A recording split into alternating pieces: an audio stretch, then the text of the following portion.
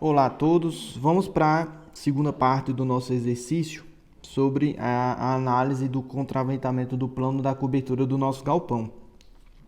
No vídeo anterior nós determinamos as forças oriundas do vento a 0 graus, né? Principalmente a parcela, basicamente a parcela da pressão do vento que incidia aqui na face de barlavento, ou seja, o vento vindo a 0 graus. Essa face frontal do meu galpão estaria a barlavento, e aí esse sistema de contraventamento no plano da cobertura vai ser responsável por transmitir essas forças para os contraventamentos verticais que nós temos aqui, ó, os contraventamentos verticais. Então nós determinamos quem eram essas forças F1, F2 e F3. Lembrando que nós temos aqui uma simetria, né? Nós temos aqui uma simetria em relação à nossa cumieira, tá bom? Então, nós vimos ali, ó, a força F1 vale 19,56 kN, F2 17,46 kN e F3 7,67 kN. O que eu vou fazer agora é arrancar ou analisar isoladamente esse sistema treliçado do contraventamento no plano da cobertura, né, do meu galpão, esse sistema treliçado aqui. Para facilitar a nossa visualização, né, o nosso entendimento, eu vou aqui, ó, e eu acabei apagando uma cota, deixa eu colocar aqui, essa cota daqui para cá era de 6 metros, né? 6 metros. Então vamos lá. Nós vamos ter que imaginar aqui como se esse sistema treliçado do contraventamento do plano da cobertura estivesse trabalhando de forma isolada. Então nós teríamos aqui esses tirantes, né? São 8 tirantes no total, 8 tirantes. Certo? Nós teríamos também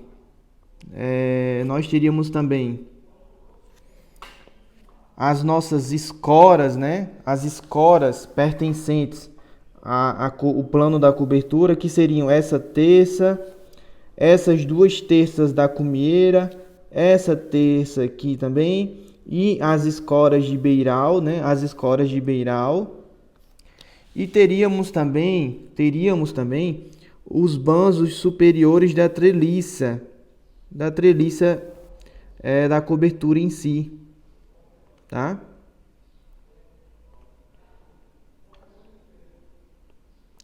E aí, uma vez que a gente aplica essas forças nessa treliça que eu estou apresentando aqui, essas forças devem ser transmitidas para o contraventamento vertical.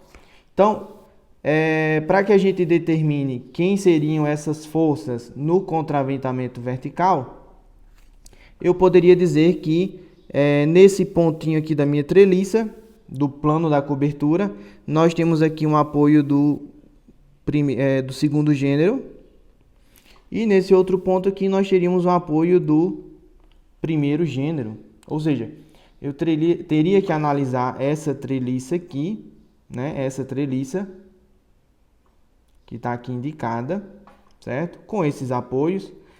Essas reações de apoio que a gente obtivesse aqui seriam as reações de apoio, seriam as forças oriundas dessa pressão do vento que iriam para o contraventamento vertical, né? Que iriam para o contraventamento vertical do nosso galpão.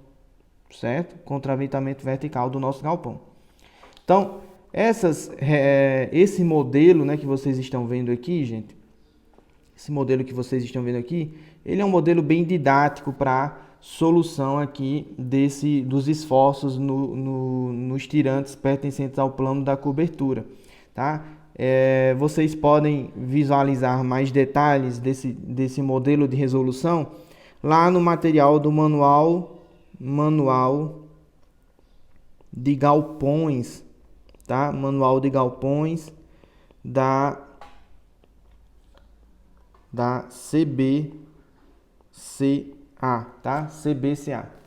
Para quem não conhece, a CBCA é o Centro Brasileiro de Construções em Aço, tá? Essa publicação Manual de Galpões, eu não lembro exatamente que ano é, mas eu acredito que tem uma versão de 2003 e outra, se não me falha a memória, de 2010, alguma coisa desse tipo, tá? Mas aí vocês podem consultar o Manual de Galpões da CBCA e ele mostra esse sistema simplificado, né? Esse modelo estrutural simplificado para a obtenção dos esforços dos elementos que compõem o contraventamento do plano da cobertura, tendo em vista as ações do vento a 0 graus, né? Tendo em vista as ações do vento a 0 graus. Então, o que eu vou fazer com vocês aqui, ó, é isolar, analisar, né? Fazer análise estrutural dessa treliça que compõe os nós, que compõe o contraventamento do plano da cobertura do nosso galpão, tá bom? Então, nós temos aqui a força F1, F2, né, e F3. Temos aqui as terças, né, que compõem as escoras da minha treliça, o banzo superior da treliça da face frontal, o banzo superior do segundo pórtico, né, o banzo superior da treliça do segundo pórtico, da segunda fila, e aqui os tirantes, né, os elementos de contraventamento em X que estão tracionados. Obviamente que vocês vão perceber que eu não marquei aqui, né, eu não dispus aqui os outros elementos de contraventamento para compor o X. Por que eu não fiz isso? Porque caso vocês relembrem, como eu disse anteriormente, quando esses elementos de contraventamento possuem baixa resistência à flexão, né, a rigidez dele, devido a esforços de compressão, é baixíssima, né? E eles tendem a sofrer uma flexão ali por causa da instabilidade, certo? Ou seja, por causa da flambagem. Então, quando eu aplico essas forças do vento nesse sentido aqui, é natural que essas barras que estão nesse sentido aqui, ó, essas barras que estão nesse sentido, elas trabalhem comprimidas, né? Elas trabalhem comprimidas, certo? Trabalhem comprimidas. Então, o que a gente faz na análise estrutural? A gente simplesmente descarta elas, ou seja, essas barras aqui, embora elas estejam presentes no detalhamento da estrutura, né? No detalhamento da estrutura, elas não compõem o nosso modelo estrutural, tá bom? Não compõem o nosso modelo estrutural. Eventualmente, né, se eu inverter o sentido do vento, se eu colocar ele agora de lá para cá,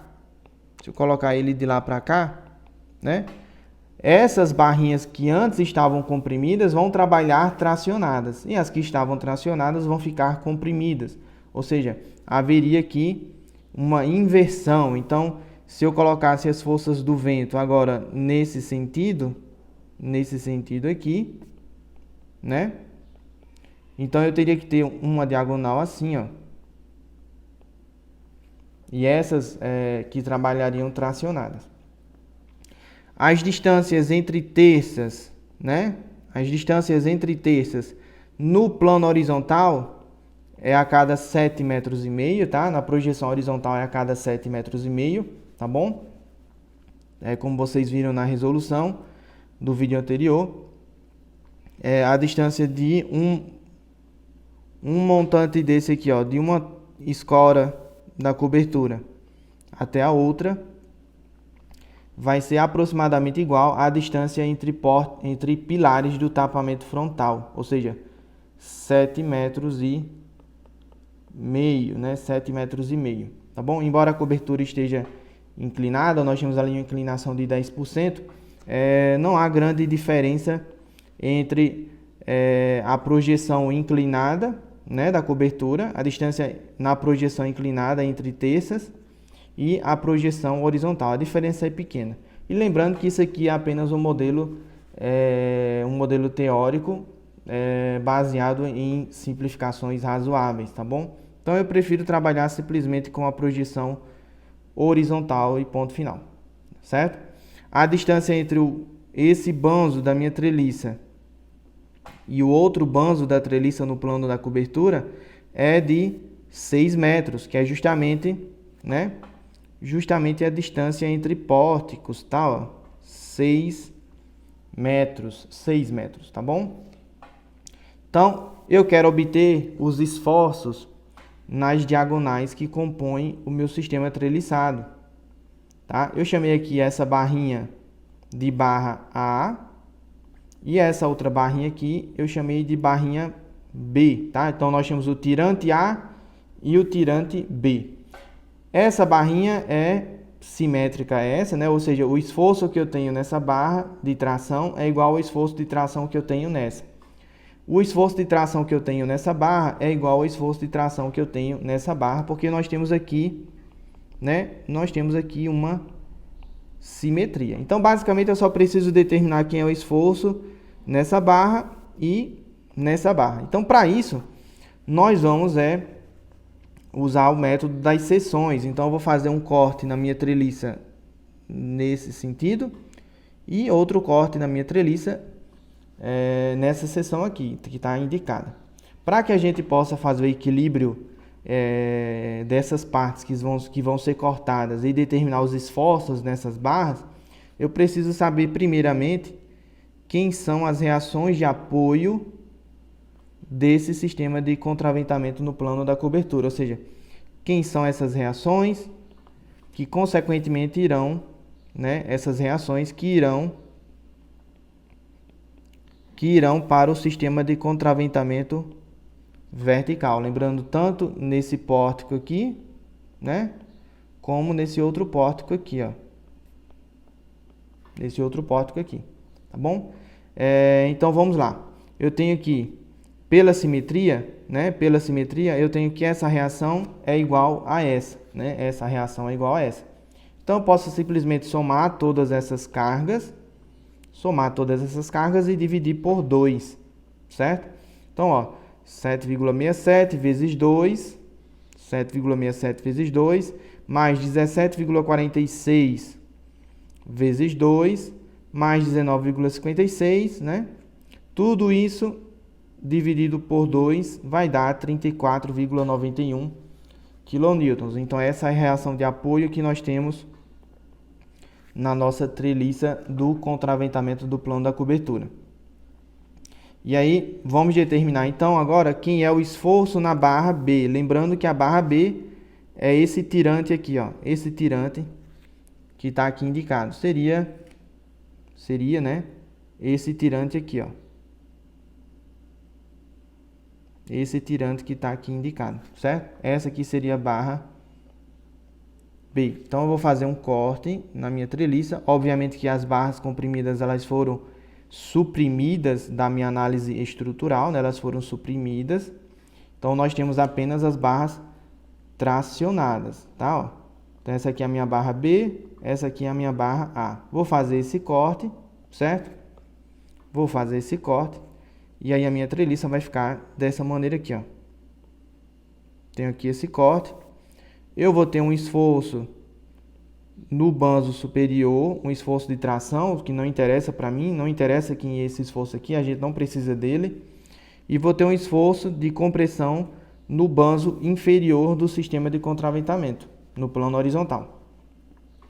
E o que me interessa saber é quem é o esforço de tração, que eu tenho no meu tirante B, né? No meu tirante B. Então, eu chamei ele de NB. A inclinação aqui, a inclinação dessa barra, eu chamei de θ, né? Chamei de θ. Eu obtive aqui, ó, por meio desse triângulo aqui, ó.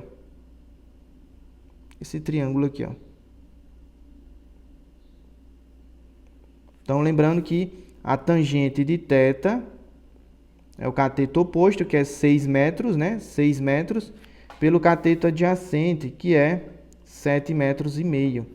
Né? Então, a tangente de θ é 6 sobre 7,5. Então, θ vai ser o arco cuja tangente é 6 dividido por 7,5. Então, lá na calculadora, vocês podem obter 38,7 38,66 graus, né? 38,66 graus.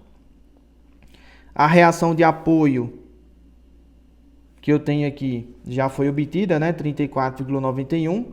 Eu tenho aqui a força F3, tenho aqui a força F2 nesse nó.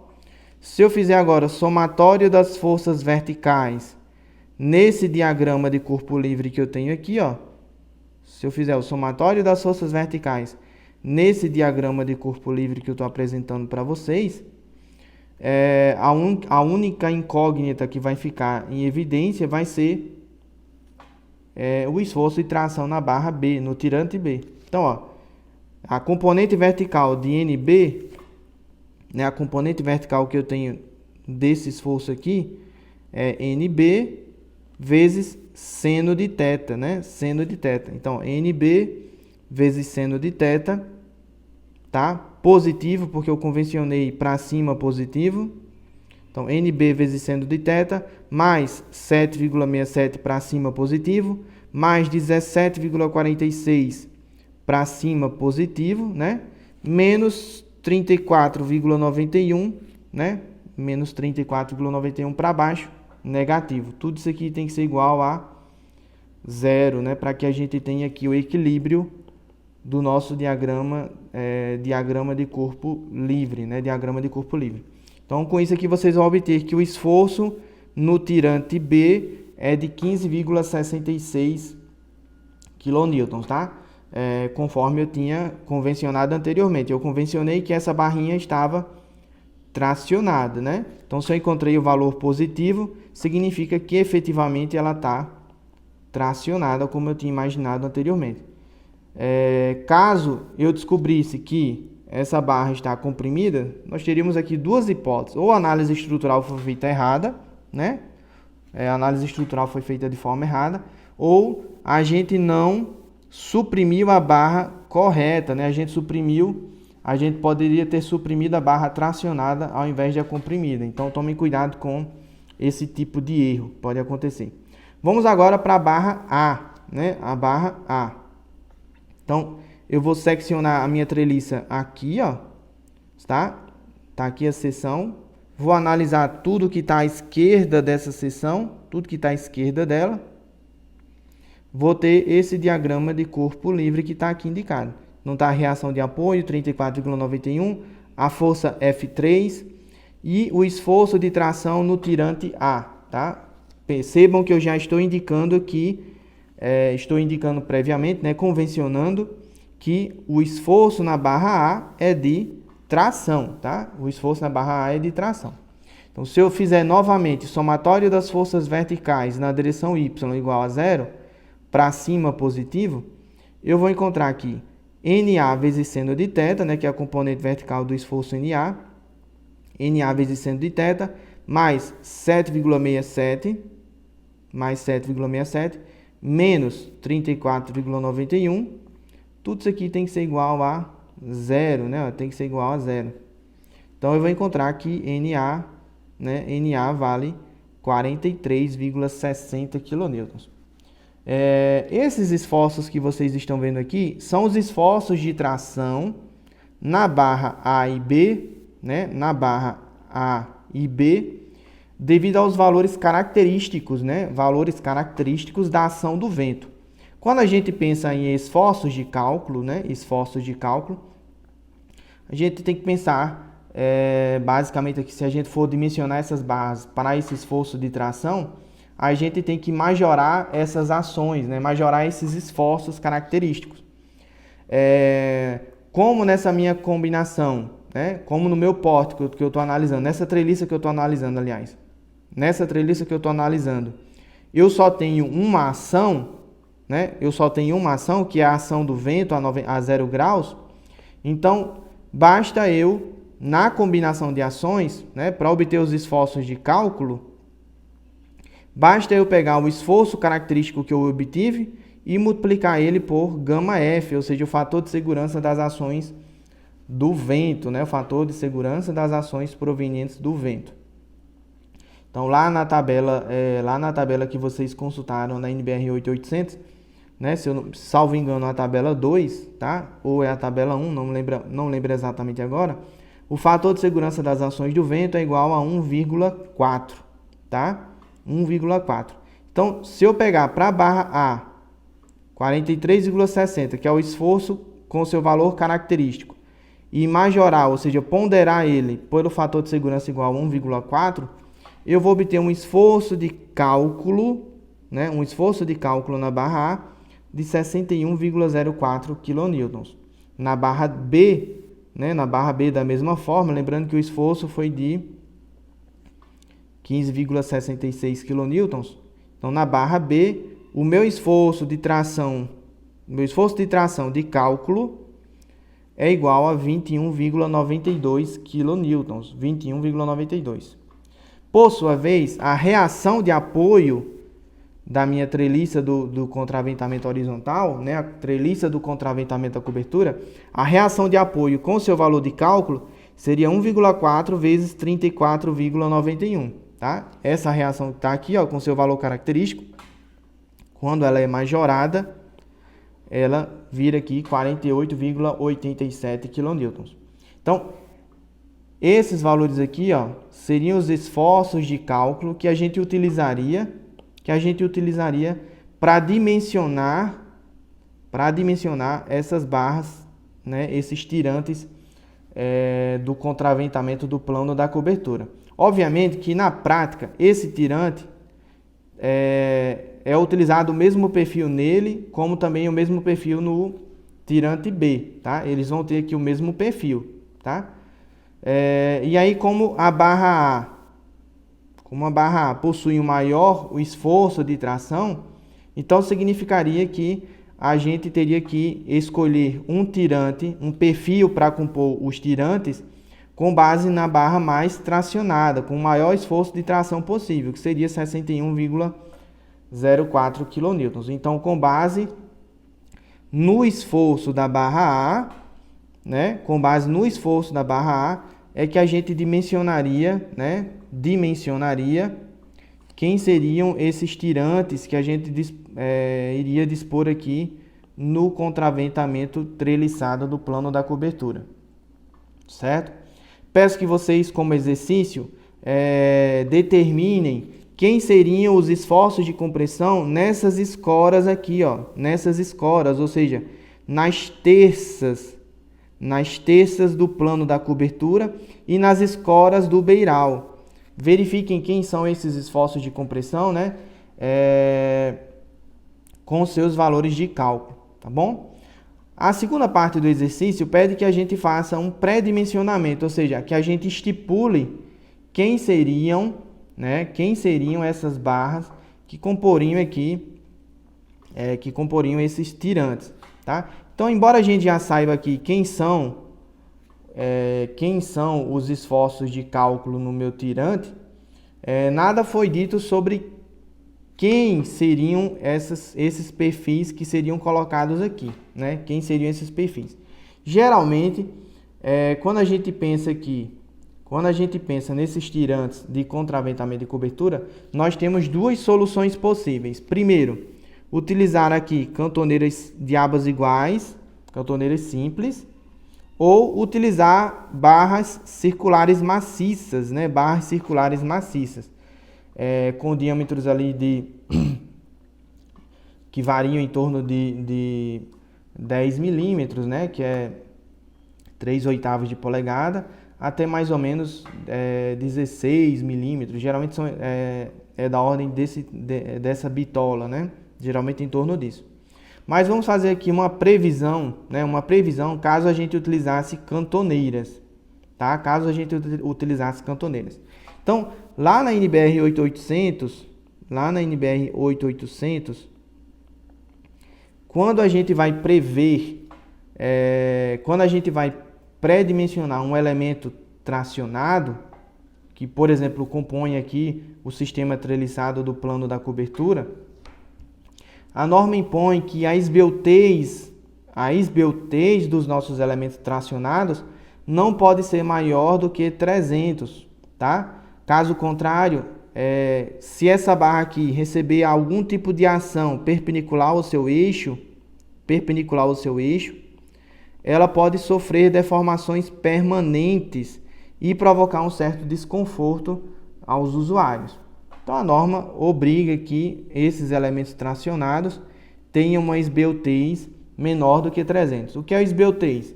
É o comprimento de flambagem, ou, como vocês preferirem chamar, o comprimento destravado, né? O comprimento destravado do meu elemento tracionado, dividido pelo raio de giração da seção transversal do elemento.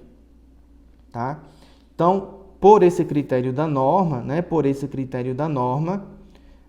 se eu isolar aqui o raio de giração, eu vou ter que o raio de giração necessário para o meu perfil, né, o raio de giração necessário, tem que ser maior ou igual, né, passando aqui o R para cá e o 300 para cá, o raio de giração necessário tem que ser maior ou igual a L sobre 300. L é o comprimento destravado do meu elemento tracionado. Então, a princípio eu vou considerar aqui o comprimento destravado do meu elemento tracionado é o comprimento total dele, que seria esse comprimento todo aqui, ó, tá? Ou seja, imaginando que esse ponto está travado e esse ponto está travado, ou seja, essa barra está livre, né, ao longo de todo o seu comprimento para sofrer deformações laterais, inclusive por causa do peso próprio dela. Então, esse ponto da barra está travado, esse ponto da barra está travado e, portanto, o comprimento destravado desse tirante seria LE, a distância desse nó até esse nó.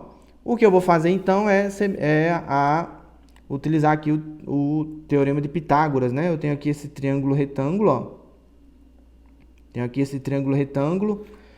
Esse cateto aqui é 7,5 metros, esse cateto aqui é 6 metros. Então, eu posso determinar o comprimento do meu tirante por meio do teorema de Pitágoras. Então, ó, o comprimento do meu tirante, ou seja, o comprimento destravado dele inicial, é igual a raiz quadrada de... eu coloquei 7,53 metros porque eu peguei a projeção inclinada. Mas caso vocês preferissem pegar a projeção horizontal, não teria muita diferença, tá bom? Não teria muita diferença. Então, eu peguei a projeção inclinada, 7,53 metros, elevado ao quadrado, mais 6 metros, né, que é o outro cateto, ao quadrado, raiz quadrada de tudo isso. Então, o comprimento aproximado do meu tirante é de 9,63 centímetros.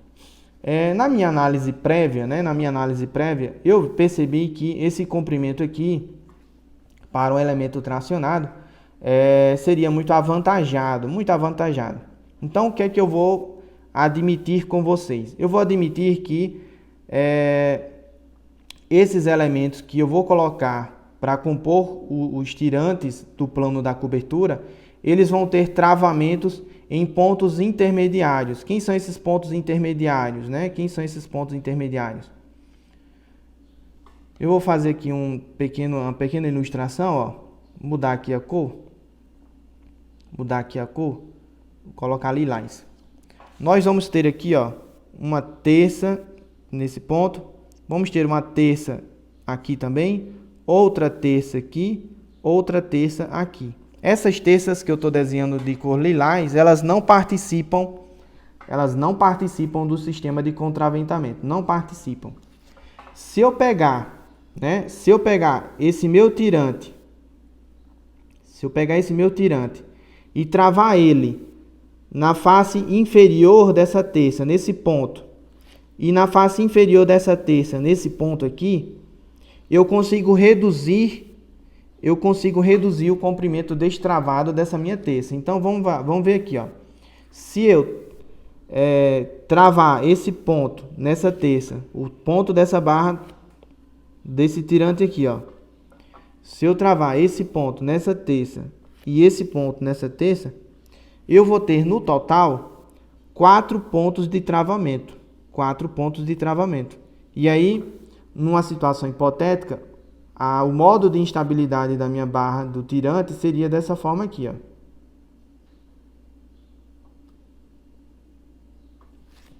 O modo de instabilidade seria mais ou menos dessa maneira aqui, certo? Seria dessa forma que a barra teria aqui um modo de instabilidade, o seu primeiro modo de instabilidade, aliás, o primeiro modo de instabilidade. Então, o que é que acontece? Eu conseguiria reduzir o comprimento destravado do meu elemento tracionado, né, para 3/5, né, 3/5 do valor original, né, 3/5. Lembrando que nós temos aqui, ó, se as terças forem igualmente espaçadas, nós temos aqui 1, 2, 3, 4, 5 comprimentos iguais aqui, ó. 5 comprimentos iguais do meu tirante. Então, o comprimento destravado reduziria para 3/5 do comprimento inicial que eu tinha.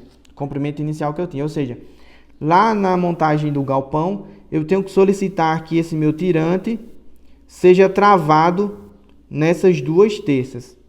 Caso vocês prefiram, caso seja necessário, a gente pode indicar, por exemplo, o travamento somente em um ponto central, né? Somente em um ponto central aqui, por exemplo, aqui, ou aqui, certo? E tentar dividir, tentar fazer aqui com que o comprimento destravado vire 3/5. Na verdade, ia acabar recaindo na mesma situação, né? De todo modo, o comprimento destravado ia acabar virando 3/5 do comprimento de flamagem original. A gente não teria escapatória, não teria mesmo, tá bom? Certo, então vamos ver aqui, ó. Com base nesse conceito que eu apresentei para vocês, então, o comprimento destravado que eu teria no meu tirante seria 3/5 do valor original, se eu fizer aquele travamento dos meus tirantes nas terças de cobertura. Então, eu teria 3/5 de 9,63 metros, o que daria 577,8 centímetros. Esse aqui seria o comprimento destravado reduzido, né? Reduzido, tendo em vista que a gente travou o nosso tirante em algumas das terças de cobertura, né? Somente em alguma das terças, tá?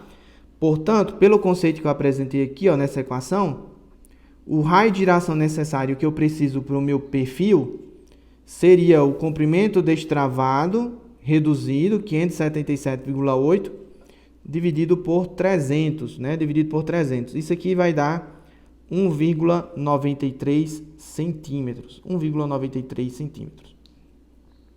Eu gosto aqui de relembrar alguns conceitos, tá? O raio de giração, ele está intrinsecamente ligado aqui ao conceito de inércia, tá? A inércia é a dificuldade que uma seção tem de girar em torno de um eixo, qualquer eixo possível. No caso aqui da gente, dos nossos exemplos, seria um eixo que passa no centroide da seção, né? Um eixo principal central, certo? E aí, quanto maior o raio de giração, maior é a inércia daquela seção em torno de um determinado eixo. Então, se eu estou procurando um perfil que tenha um raio de giração de 1,93 centímetros, né, um valor mínimo, lembrando que é um valor mínimo, então eu tenho que procurar um perfil que tenha uma inércia mínima ou um raio de giração mínimo para que atenda essa demanda, né, que eu estou tendo aqui com relação à inércia do perfil.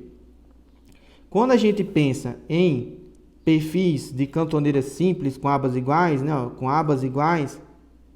eu tenho aqui o centroide nesse ponto, tenho aqui os eixos X e Y que passam no centroide.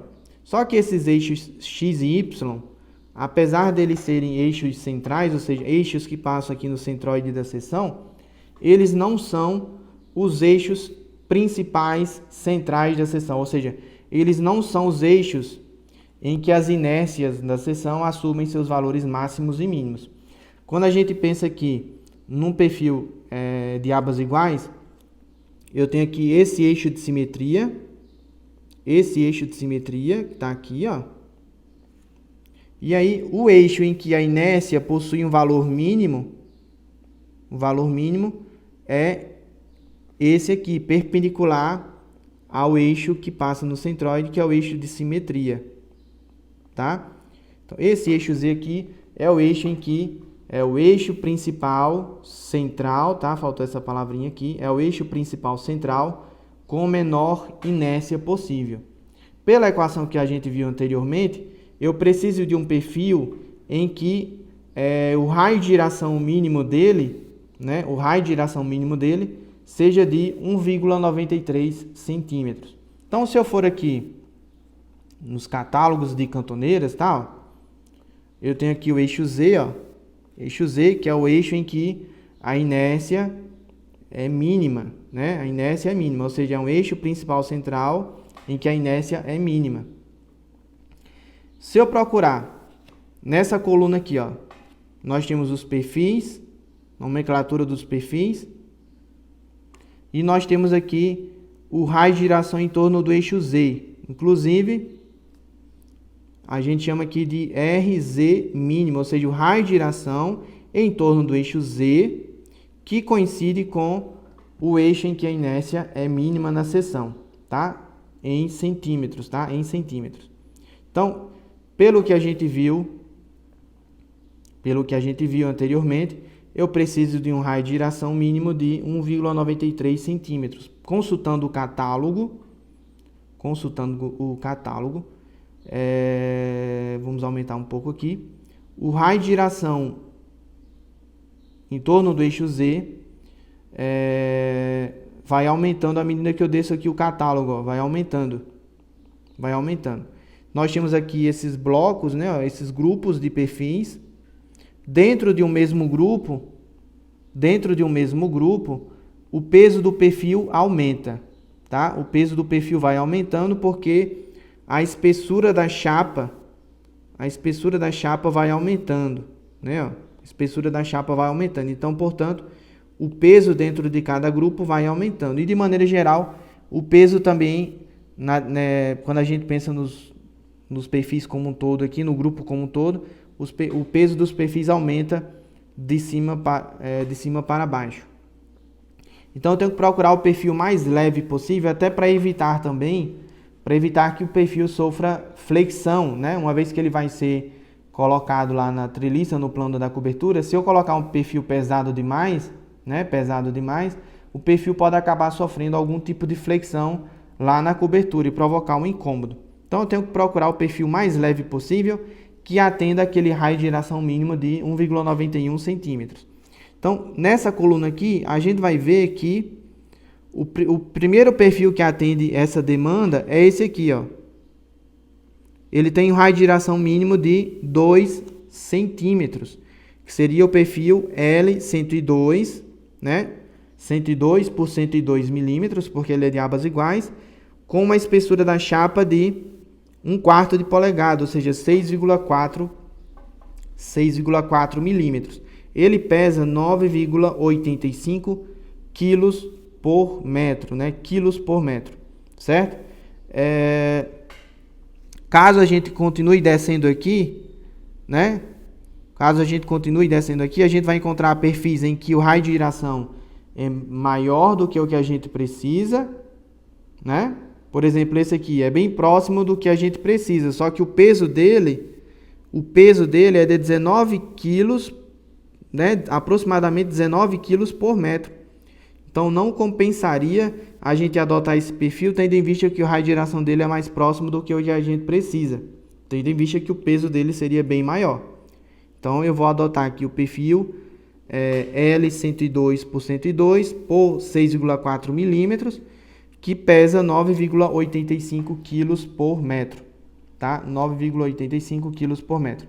Então, esse seria o perfil, né, que eu utilizaria para compor a treliça, né? Para compor a treliça do contraventamento horizontal ou contraventamento do plano da cobertura. Lembrando que isso aqui é somente um pré-dimensionamento, tá? Ou seja, eventualmente, quando a gente for fazer o dimensionamento dos contraventos do plano da cobertura, né, com o conteúdo que vocês vão ver lá na segunda unidade, a gente eventualmente precisaria alterar esses perfis aqui, tá? Eventualmente precisaria alterar. Mas eu acredito que não seria o caso. Vocês podem perceber também que essa não é uma solução muito barata, não é uma solução muito barata. Nós teríamos aqui um consumo de aproximadamente 10 quilos por metro, né? 10 quilos por metro. A nossa barra tem um comprimento de 9,63 metros. Então, eu teria um consumo aproximado de 9,63 metros vezes 9,85. Para cada barra eu teria um peso, para cada tirante eu teria um peso de 94,85 quilos. Como são 8 tirantes, né? 8 tirantes no plano da cobertura, naquele primeiro contraventamento entre a fila 1 e a fila 2, então eu teria um peso total de 758 quilos de aço só no contraventamento treliçado em X, tá? Ou seja, só nos tirantes em si, sem colocar o peso das terças, tá? E assim por diante. Então seria um consumo de aço bem considerável. Então, em vários casos que eu vejo, essa não é a solução ideal. Não é a solução ideal. Em partes, né? Em grande parte, essa solução não é a ideal porque a norma impõe, né? A norma impõe que esses elementos tracionados, né, devem ter uma esbeltez mínima, esbeltez máxima igual a 300. Quando a gente pensa em barras circulares maciças, né, barras circulares maciças, o que que acontece? Essas barras, quando elas são instaladas lá na obra, elas são instaladas por meio de um puxador, um esticador, tá? Um esticador. Então, esse esticador aqui, você rotaciona ele por meio de uma chave, e aí ele acaba provocando um esforço de tração naquele tirante, tá? Como se fosse uma proteção. Na verdade, é uma escova, né? Que a gente chama uma escova. Ou seja, esse tirante, ele trabalha tracionado antes mesmo da estrutura sofrer qualquer tipo de solicitação. E aí, nesse caso, a norma, né, a NBR 8800 não impõe nenhuma restrição com relação à esbeltez máxima que essas barras deveriam ter. Então, eu poderia fazer aqui, eu só poderia fazer uma estimativa de qual seria a barra redonda que eu utilizaria nesse exemplo, se eu já tivesse visto o conteúdo de resistência à tração, que não é o caso. Então, pensando aqui no conteúdo que a gente está vendo, né, e nos dados do enunciado da questão, eu não posso fazer um pré-dimensionamento, né, da nossa barra redonda, tendo em vista que a gente ainda não viu o conteúdo de resistência à tração, né?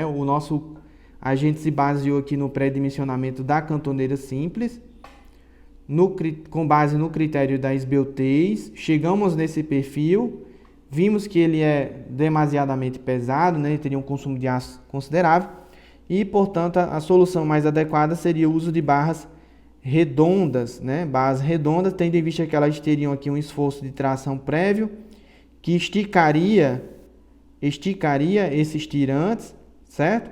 E aí a norma não obrigaria que a gente tivesse que obedecer esse critério da esbeltez máxima, né? O critério da esbeltez máxima, tá bom?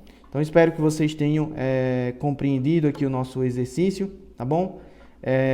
Aprofundem o conhecimento, tirem as dúvidas de vocês, tá?